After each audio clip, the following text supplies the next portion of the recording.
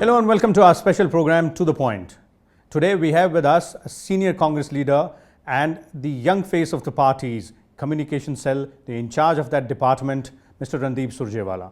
So, welcome to Rajya Sabha Television. Thank you. Quite an opportune time to have this conversation with you. The party is in news for a number of reasons.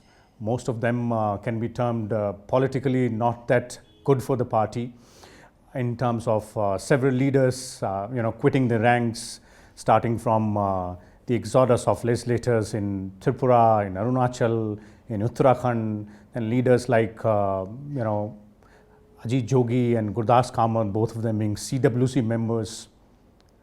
What's wrong? Why is it happening? The exodus seems to be gaining pace now?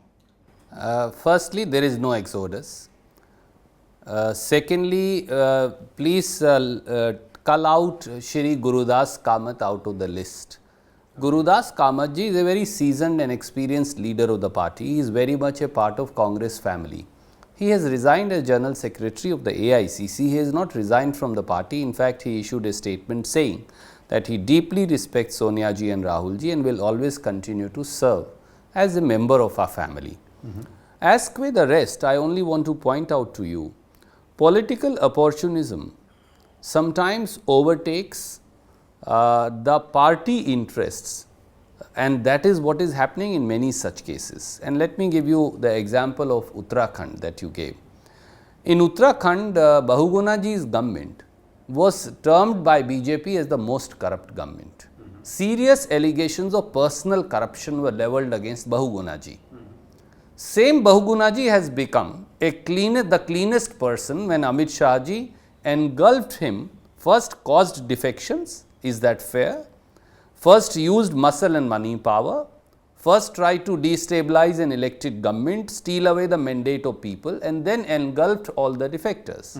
What happened in Arunachal? We are yet to see the verdict of the Supreme Court.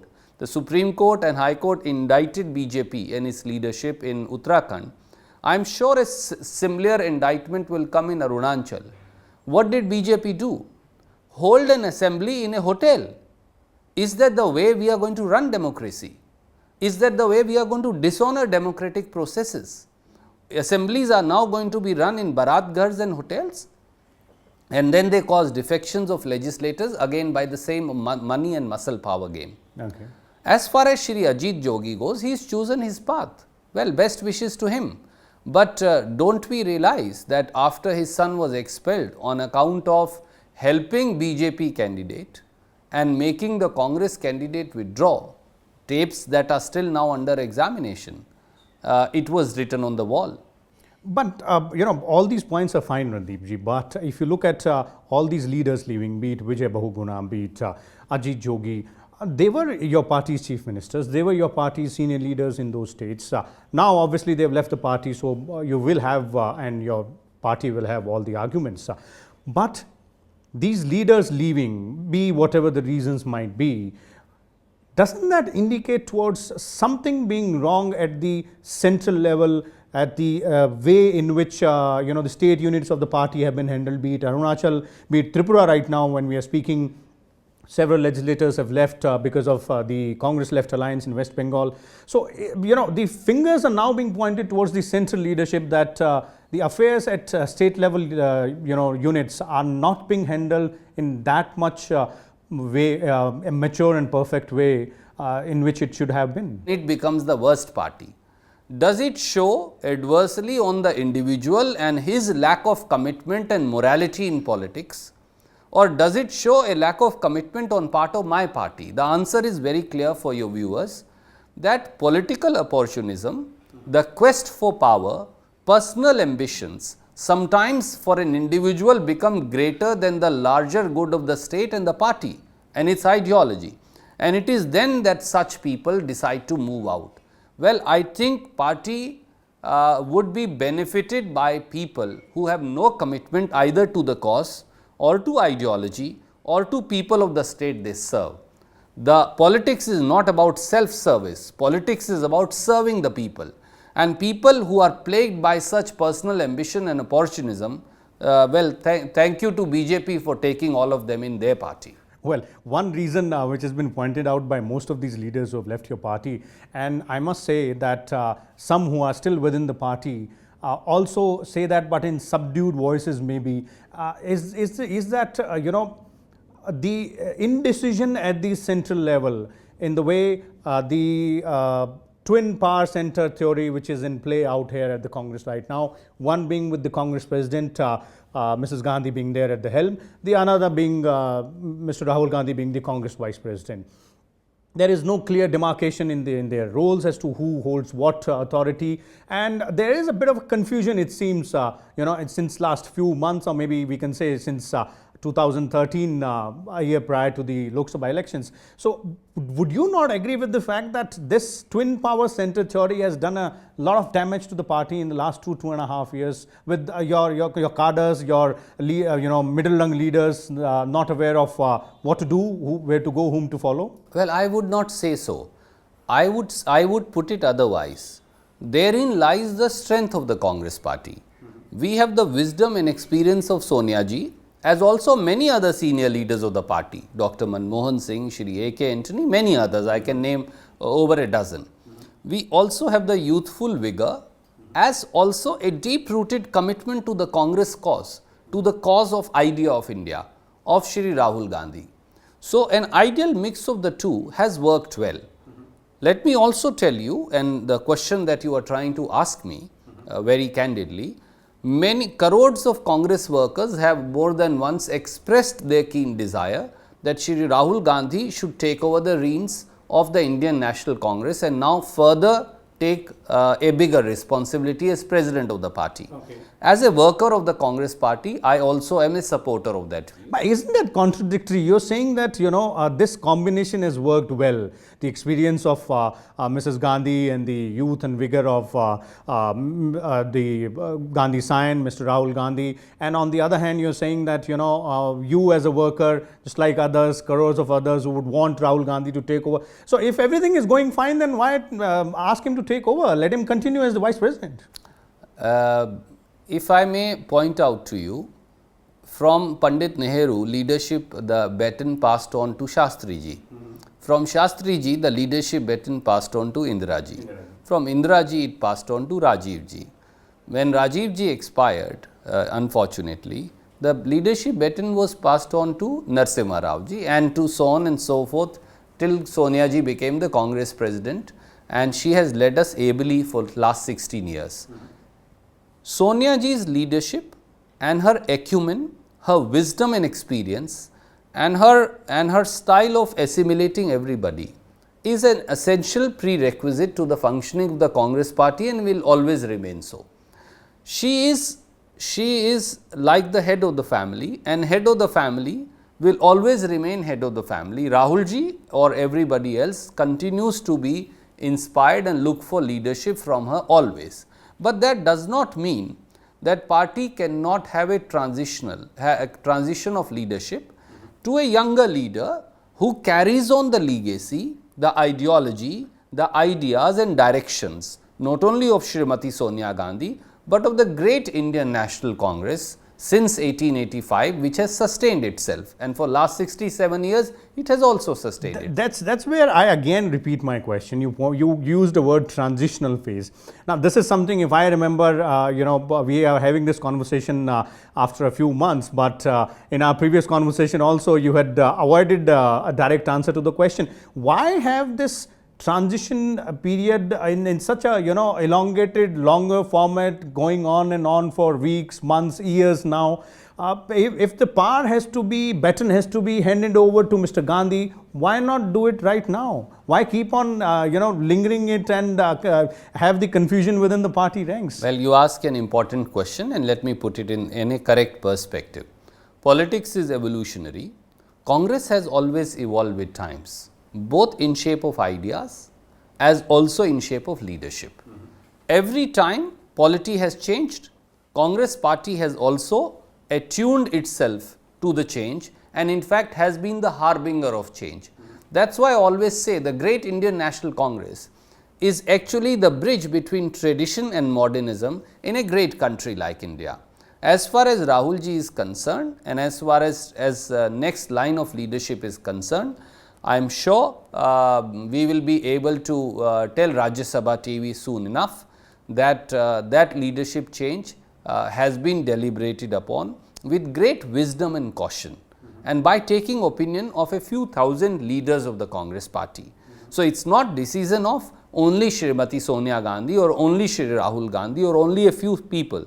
Rahul ji and Sonia ji have taken the care to consult people across the spectrum of politics and across states, and very soon an appropriate call will be taken.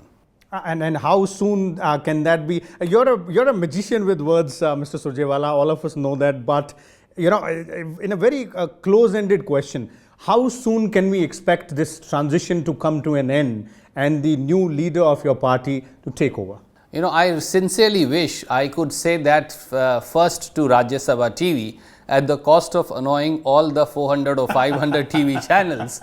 Unfortunately, I cannot, but I assure you that Shri Rahul Gandhi, who even today continues to lead the party, will be seen in days and months to come in a more frontal role, leading the party as also presenting the alternative political viewpoint based on ideology and a positive program to the country. Okay, well, that doesn't satisfy our urge for the right answer, but we'll settle for that for the time being.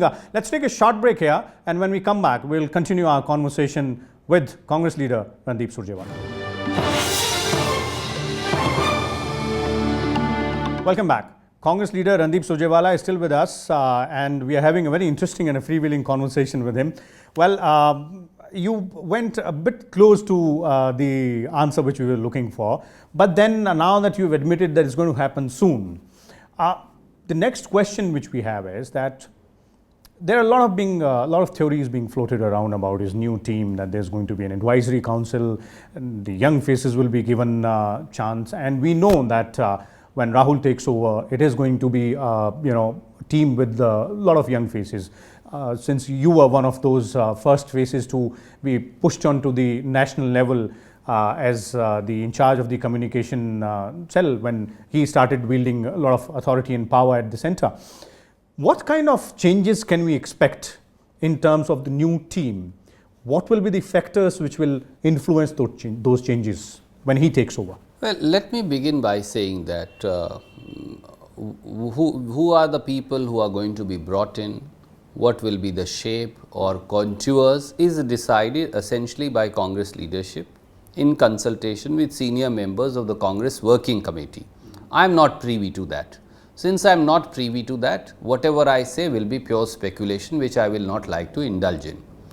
To say that senior leaders, secondly, senior leaders will be retired or will be sent to some annals of history will be completely out of question and wrong. Let me give you an insight of whatever little that I understand Rahul ji's mind and way of functioning. Okay. Rahul ji believes intrinsically that the wisdom and experience that Congress has is second to none. In fact, this is a fact that has been admitted by BJP's National General Secretary and many other leaders multiple times. That experience and wisdom of elders should never be wished away. And Rahul ji never wants it to be wished away. He wants to continue to utilize it, in fact, involve them more and more into strengthening the party and presenting the alternative political viewpoint before the country. Having said that, Congress party realizes that for any party to evolve as also to grow, it needs constant infusion of younger leadership. Rahul Gandhi ji has already done so at many platforms of the party. PCC presidents, many state presidents, many district presidents, etc., and some at national level. I think he is going to continue with that task of giving positions of responsibility to the young. He also believes in one more thing. He believes that people who are rank outsider to the political prism, people who are professionals, for example, somebody could be a chartered accountant, a management expert, many other such fields, they need to be brought inside the mainstream of politics so that they can bring a fresher set of ideas outside the classical political module. So, he wants to involve a whole lot of professionals into the party and consequently into the government whenever people are kind enough to give us a chance. A short question again related to that is that so you're saying that all the senior leaders will not be wished away, but and in the first half we spoke about Mr. Gurdas Kamath putting in his papers from the post of General Secretary and CWC member. So is that a kind of indication to other seniors in the party that time has come, pave the way, let the young man take his own decision, give him a open playing field? Is that what is the indication now? Absolutely not. I don't think so. Either Rahul ji or Congress party means any disregard or disrespect to anybody, much less to people who have served the Congress party for years together. In fact, Rahul ji has deep respect and regard for them and consults most of them. They will tell you, perhaps even on camera, often enough. So, there is no disregard or disrespect or easing out of any individual.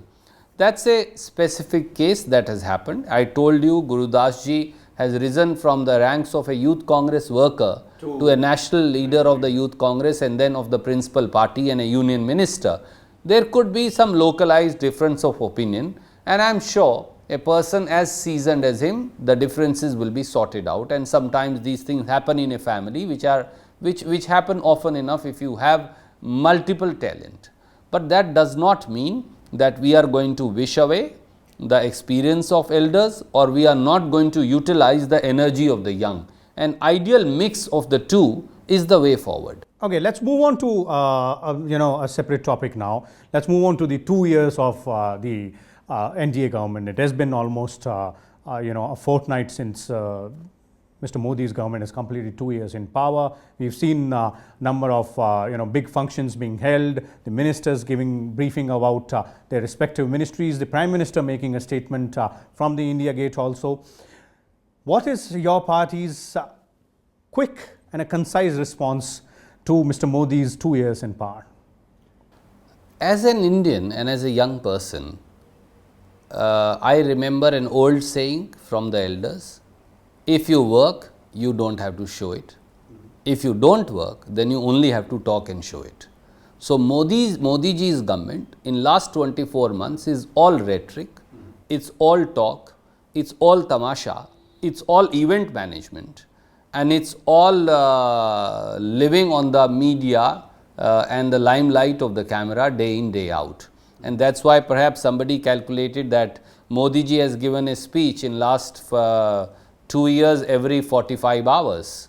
I don't know whether a Prime Minister should afford that, because a Prime Minister and his team needs to work far more.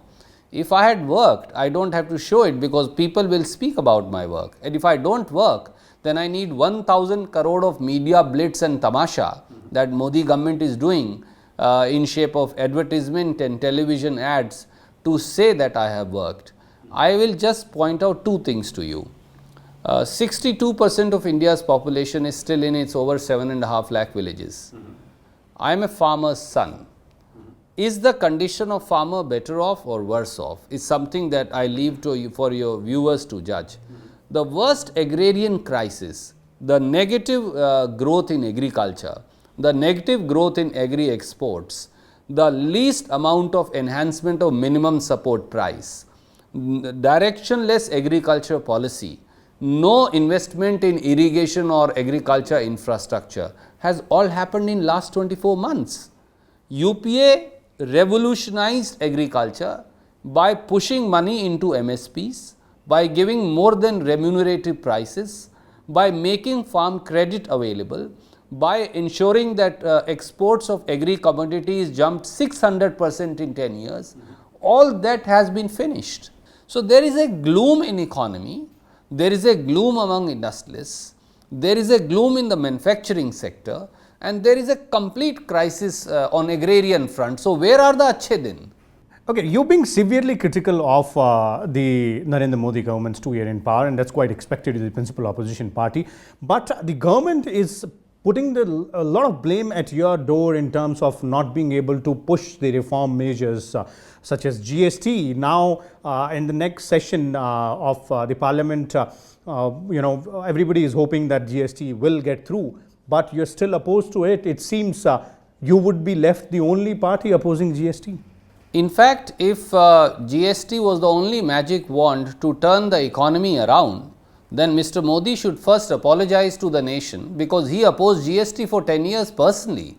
And Bharatiya Janata Party, including the current Finance Minister Mr. Jaitley and Foreign Minister Mrs. Sushma Swaraj, were the worst opponents of GST and did not let it be passed when we introduced it. So would you So now if be in that favor? is the criteria, then I think the responsibility first must lie at his doorstep. And I want to point out two things. It is the Congress party which helped pass all the major reform legislations, be it the real estate bill, the insurance regulatory bill, the insolvency bill, and you look at the list of Rajya Sabha, Lok Sabha, and all bills have been passed with our support. On GST, we produced the baby. We conceived the baby, we brought it to light. We don't oppose GST. We are a supporter of GST. All that we are saying, people of this country are poor and ordinary middle class people like you and me. Don't impose tax above 18% onto them. What is wrong with it? Is it in Congress party's interest or in the interest of 125 crore people? We are saying let's put a constitutional cap so that a person like Kejriwal cannot turn around and impose a tax of 40% on cinema halls, so that the young have to go to now Noida and Gurgaon to watch movies. Okay, so the tussle, it seems, will continue going by the stand which you're pointing out of the Congress party. Let's move on to your state right now. It's again in news with the Jat reservation demand, the demand for quota. And Jats are again on streets. They are again protesting. Last time there were a lot of fingers pointed out towards some of your party's leaders, Jat leaders specifically. So has your party also learned some lessons? Because you've been pointing out to the BJP-led state government that they should learn some lessons from the previous agitation. And this time around it's going to go smoothly. And what is your party's stand? Are you guys supporting it? See, let me begin by the last question that you asked. Reservation by putting Jats as also 5 other communities in the OBC category was given by the previous UPA government, Congress government. Mr. Modi's government, because it wanted to experiment and implement Gujarat model of dividing the polity of Haryana, it can't be divided on religious lines or on caste lines, did not defend that case at all and permitted that to be quashed. So actually blame, if any, lies at the doorsteps of the Prime Minister. Then Mr. Khattar's government is blaming Congress party, but excuse me, it is Mr. Khattar who's Chief Minister. He is responsible for law and order. He is responsible for securing the property and life of citizens. For 72 hours, Mr. Khattar was sleeping. He did not direct the Indian Army, which was on the street. They were sitting without orders, paramilitary forces, or the police or the civil administration. Deputy commissioners, police officers, they have deposed before a state appointed committee that they got no political direction. Should the opposition now take over reins of power and direct the government, then Mr. Khattar should hand over the power to us. As long as we were in power, we never permitted a clash of communities, because it is a concerted conspiracy of Mr. Amit Shah, Prime Minister Modi and Mr. Manohar Lal Khattar to divide the peaceful state of Haryana and make it a backward state, which they are currently trying to do. Okay, one last quick question, and that relates to the Rajya Sabha polls. Specifically, there seems to be a lot of tussle in your state as well as in Karnataka. There are allegations level, independent MLAs being flown out, flown back, sting operations being done by few channels. Is Congress in a tight spot in both Karnataka and Haryana specifically, where you have two independent candidates being backed by both INLD and BJP? Well, I place, you ask a relevant question and I place it for your consideration and your viewers. Why single out Karnataka alone? In any way, people who are accused of bribery are JDS MLA and not Congress legislators. So nobody from Congress is part of that sting. Okay. However, a certain channel with a concerted pro-BJP agenda is trying to prove so falsely. Okay, but you are in a tight spot in Haryana. May I also ask, however, Bharatiya Janata Party is trying to win a Rajya Sabha seat in Haryana without having the numbers and causing defections. Why is nobody asking them the question? BJP is trying to do the same thing for the last seat in Madhya Pradesh, for the 11th seat in Uttar Pradesh, similarly in Rajasthan, as also in many other states. Why is BJP not being questioned as the ruling party for causing defections and for bringing in the practice of Ayaram Gayarams? As far as Congress party goes, I can tell you with confidence, Congress party will not give any allurement to any legislator, and we will win the seats purely based on our agenda of development. As far as Haryana goes, party has not taken a call on whom to support as yet. We will take an appropriate call. And okay, great, wonderful. So this was Senior Congress leader Randeep Surjewala in a freewheeling conversation with us. We'll come back again with a different leader on a different issue. Till then, stay tuned to Rajya Sabha Television.